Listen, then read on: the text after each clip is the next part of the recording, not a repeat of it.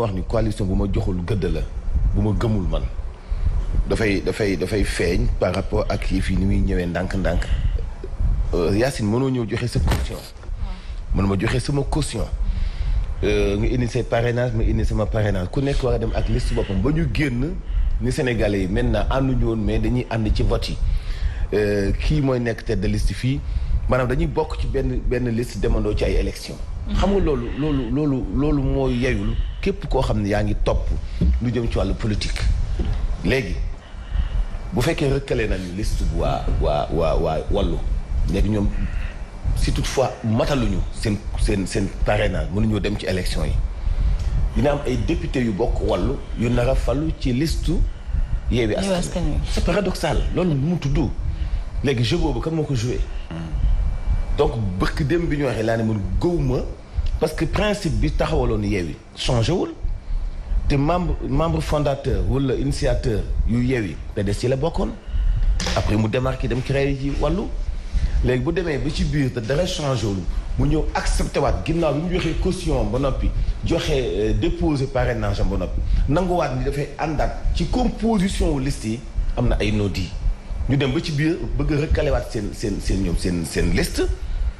donc ñu fal député yu PDS wala wàllu ci biir coalition Yewwi Askan Wi gis nga amalgame bi mu commencé indi gis nga jaxasoo gi mu commencé indi léegi kan moo def planification boobu est-ce que waa wàllu yëguñu ko woon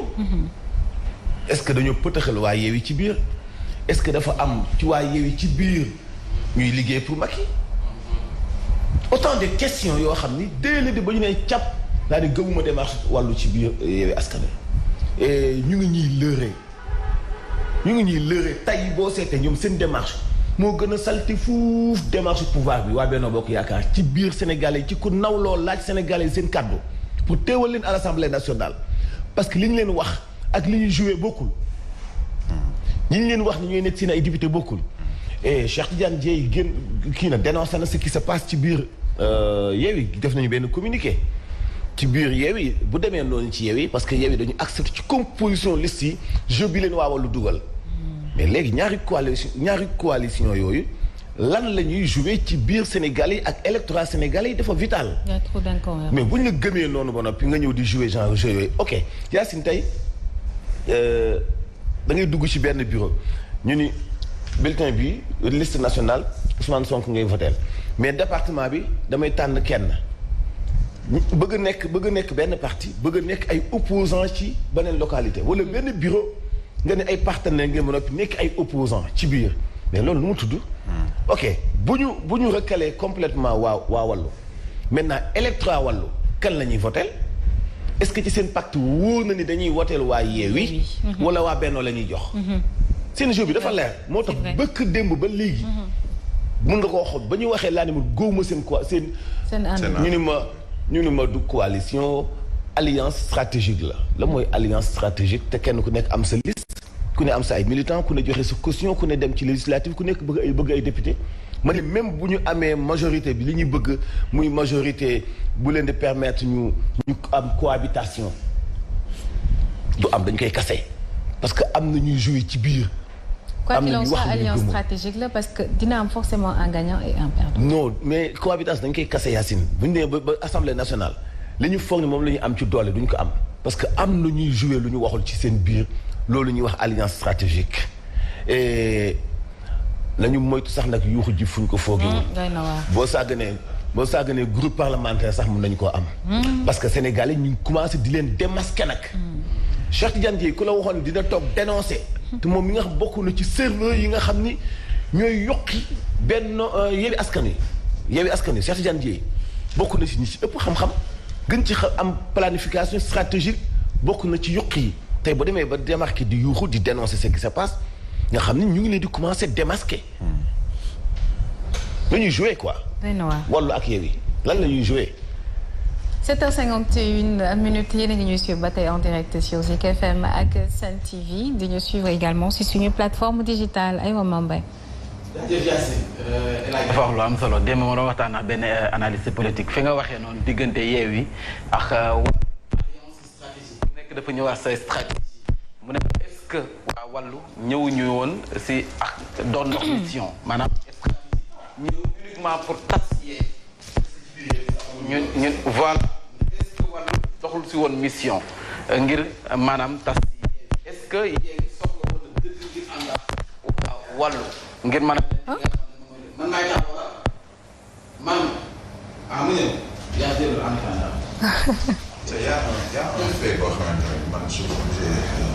man ça me semble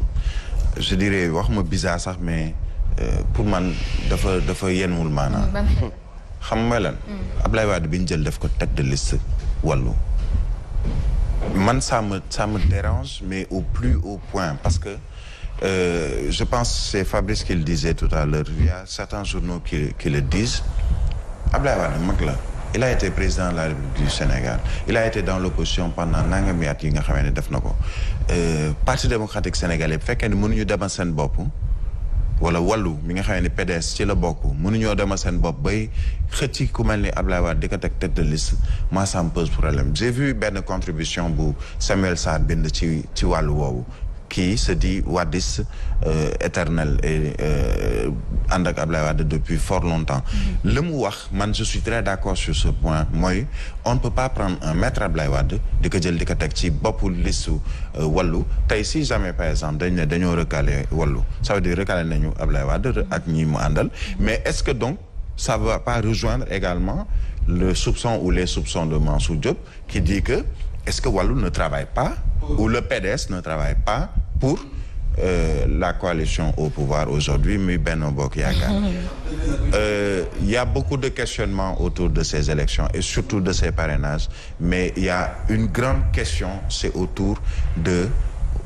déggoo ba ñu war a déggoo wala bi ñu déggoo wala bu ñu fas yéene nas pour jëm ci élections yi parce que am na lu ñuy doxalee non seulement Benno va tout rafler mais après finalement tous ceux qui disent opposants finalement ñoom ñooy xeex seen biir ba far jox doole ñi nga xamee ni ñoom lañu war a opposer muy Benno Bokk Yaakaar. parce que diviser pour mieux régner xam nañ ne saa su ne xam nañ ku muy profiter te nag bu ñu waxantee dëgg rek wàllu fu mu nekk yëngu na biir Yewwi Askan Wi également dafa yëngu nga xam ne nii yéem nañu bari te loolu kan lay profiter coalition bi nga xam ne moom moo nekk au pouvoir di Benno Bokk Yaakaar nee nañu analyste boobu ma doon waxal analyste politique bi nee na législative yi investiture yi ngay xam dëgg na kan mooy liggéey ak Macky Sall ak ku dul liggéey ak Macky Sall parce que nag dañ doon wax naan Bougane day liggéey ak Macky mais xanaa nag doo liggéey ak Macky après mu lay écarté di la écarté rek nga continuer di ko topp masque yi dina wadd nañ waxante dëgg di nga liggéey di nga liggéeyal Macky Sall yow nga mu ne la doo bokk ca élection nga continuer di nga liggéey wóorul na leen ni daañu dem moment bi ñuy teg Abdoulaye Wade ci tête de liste wàllu teg ko ba noppi ni déglu li paradoxal Abdoulaye Wade yow yaay suñu tête de liste mais bu ñu eggee ci élection yi ci suñu alliance stratégique bi Ousmane Sonko la ñuy voté liste nationale. tey PDS waa dëggantaan. dinañ Abdoulaye Wade yaay sama tête de liste. waaye Sonko lay voté. yaa angi suura. bëri na ay noo de bëri ay noo di ay coalition bi moo compatible. de bëri ay noo di ñu alliance stratégique boobu compatible. alliance contre nature la. yéen a kaay groupe des médias la ñu koy doore Yacine di la tribune Bougane Gueye Dany moom nag démb yàq na lu mel ni xeme nguuru Macky Sall rawatina Antoine Félix Diome ndax nag dafa mer lan moo ko mer loo mooy dañu ko recaleeti moom nag comme dañu ko recalé woon ci présidentielle ndax ay signature moom it ñu recalé waat ko kon nag ci li nga xam ne moom mooy ay signature ci législative yi moom xam nga démb dama doon wax waa Yewwi Askan Wi ñoom Abdouras ngir yàlla bul ma trahir lañ leen war a wayal mais moom day sekk signature boobu lañ ko war a wayal ndax saa su ne moom it ay signature mooy nekk problème am alors moom nag démb mer na ba futtu nag nee na bu fekkee dañu yaakaar ne na mu demee woon ci présidentielle yi noonu lay demee waat législative yi ndax nañ seen bopp ndax moom waa gëm sa bopp ak waa jàmmi gox yi nee nañu dinañ dugal ab lettre ngir nag contester ca niveau ci direction générale des élections ca ministère de l'intérieur tey ji bu 15 heures jotee ñu ngi fay joxonte dig daje ngir nag dugal fa seen lettre ndax nag législative yi nee nañu gisuñu dara lu leen cay teree dem xanaa ñu jaar seen kaw maanaam seen i néew moom Bougane Gueye Dany loolu la xam ne démb si janoo googee taskatu xibaar yi lu yëngu lu nekk la ko yëngal moo ko ëpp doole ma jóob nee na suppléant ba ñu ko def ci biir Yewwi Askan Wi loolu soxlaw ko yittewoo ko te du yëfam te honoré ko moo tax nag lépp luy activité ci biir Yewwi Askan Wi daf koo gelé teg na ko ci suuf donc daanaka daal moom war na ginnaaw waay Yewwi Askan Wi ba noppi it xam leen ne nag la ko metti du lenn lu dul seen investiture yi nga xam ne def nañu ko ba noppi def lu leen neex ba tey yéen a kaay groupe des médias législative liste wàllu moom dañu ko rejeté bu wàllu PDS et ses alliés ñoom it élection locale et législative yi. boo xefee duñ ci bokk de. waaw PDS parti démocratique sénégalais moom gëj na bokk ay élection de bu weesoo locales yi gëj nañu bokk ay élection de waa parti démocratique sénégalais. pour le moment daal invalidé nañ leen. waaw pour le moment ñoom waa wàllu am nañu peut-être 48 heures ngir mën a soppiwaat ci li nga xam ne moom mooy seen signature yi nga xam ne moom la ñu wax ne faw ñu remplacer ko Yewwi wàllu les listes de la frustration ndax am nañu ci maire yu bari nag ñu nekk ci biir Yewwi Askan Wi comme ci biir wàllu Sénégal Cheikh Tidiane Dièye Ndeye Fatou Diop Blondin ñoom nag kenn ki 28e place la ñu ko yóbbu kenn ki 29e place ci liste Yewwi Askan Wi ñoom foofu ñoom am na lu leen metti lool. Avenir Sénégal bi ñu bëgg ñoom nee nañ mbirum copinage la maanaam ay juróomi doomi pendanaar yi ñoo daje defal seen i liste xool ñi leen neex ak seen i xaritoo def ko nag séddale bukki defar seen i liste loolu duñ ko nangu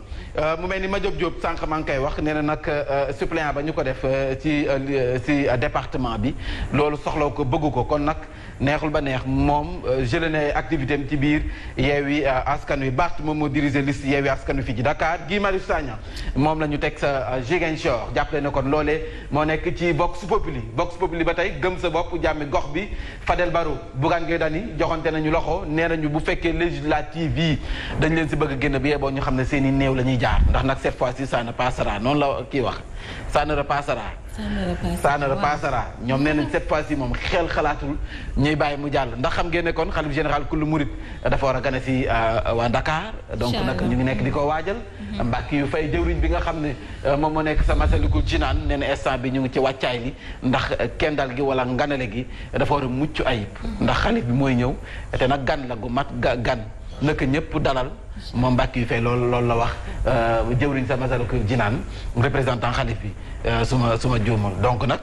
maa ngi waajal ngan gi Jaasi na nga koy waajal El Hadj Mansour mu ngi koy waajal Birahim Diadji Touré moom loolu mooy biti la fanaan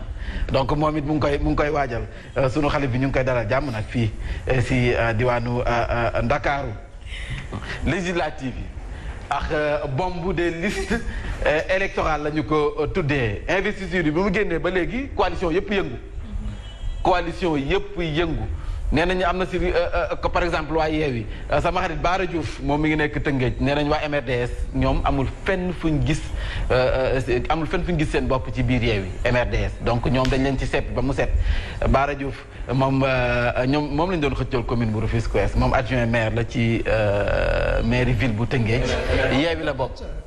moom nee na waa MRDS amul fenn fu ñu leen investir ci liste Yewwi Askan Wi xam nga ñoom ñu ngi ci biir Yewwi Askan Wi moom dafa jàpp ne dafa bokk ci membre fondateur yi wala MRDS dafa bokk ci membre fondateur yi te ñoom amul fenn fu ñu leen investir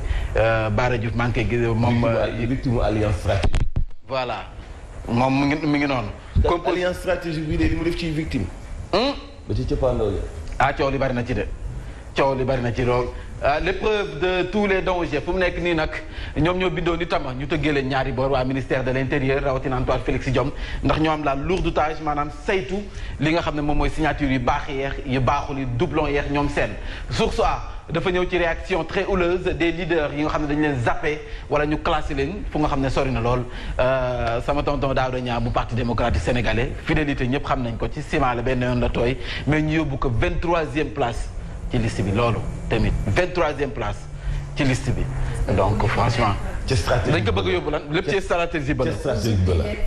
stratégie ba la. Galotaan ñëpp xam nañ lu muy tekk ci bi parti démocratique sénégalais moom sax dañ ko investirul moom Galotaan. Ndiagne Diop dégg naa moom la ñuy def benn bokk yaakaar département bu Tëngéej député maire Ndiagne Diop. Hamidou Dac moom nee na wax fa dëgg neex yàlla bu mu gisee liste bi dafa mel da doon gént. moom gisee liste bi moom Amidou da doon génte ndax yenn classement yi wax fa dëgg neex yàlla dafa dem ba moom gis su boppam moom ak njàqare lam da doon génte il a fallu mu dompat boppam pour xam ne nelawul Moustapha Guirassy ko xam Moustapha Guirassy xam ne moom wax fa dëgg neex yàlla profil bu baax la Moustapha Guirassy moom nag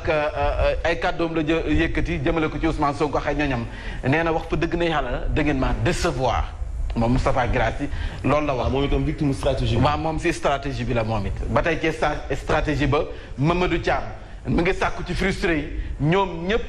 ñu bañ a ànd ak liste investiture bii moom Mamadou Thiam ba tey c'est stratégie ba.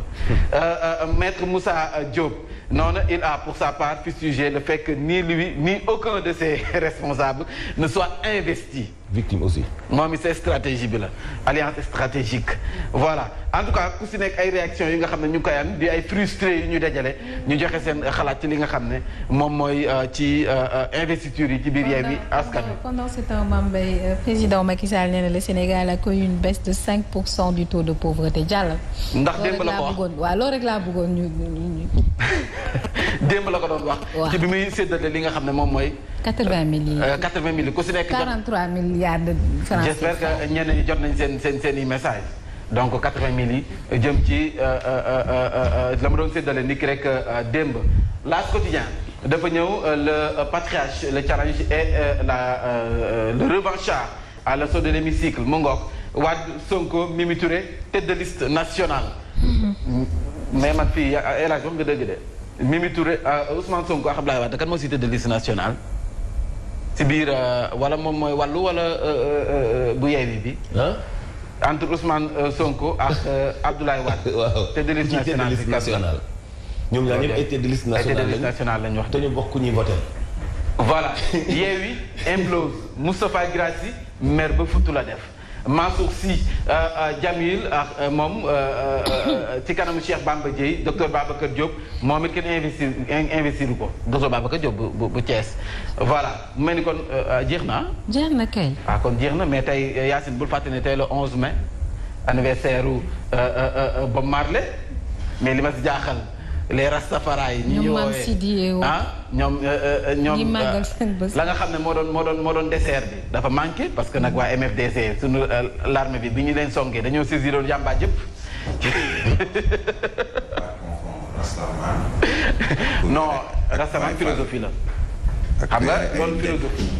am na ñoo xamee ni amuñu ay rasta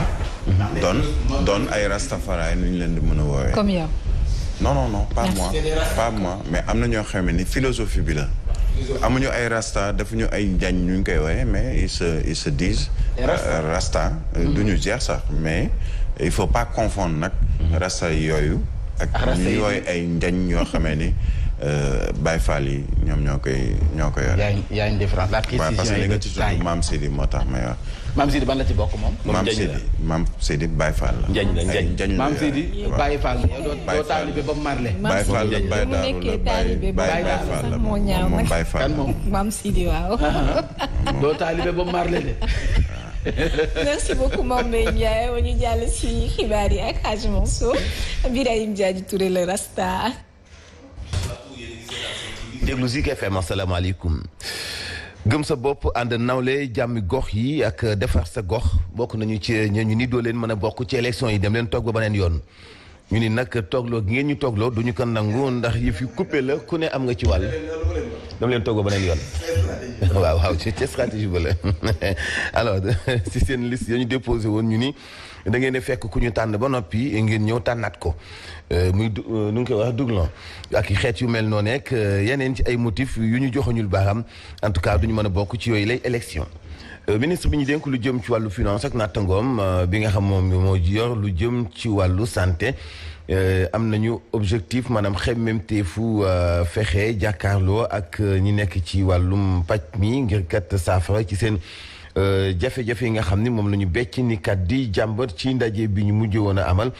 bari na point yoo xamante ni bii xëy na am nañ ci dëppoo ci ay kàddu wàllu tàggat yaram waa Njàmbur dañoo mer lool ci sanction bi bàyyeekoo ci ligue bu football bi nee nañu dañoo bëgg a jël jaraaf def ko lim nen ne di ko ayoo nen ne kenn du ko laal ba ku mu xulool rek ñu bàccal la loolee duñ ci ànd tey ni ki ëllëg ndax amuñu benn responsabilité ci violence bi amoon foofee ca diwaanu Louga yéen kay la ñuy ndax képp xibaar rek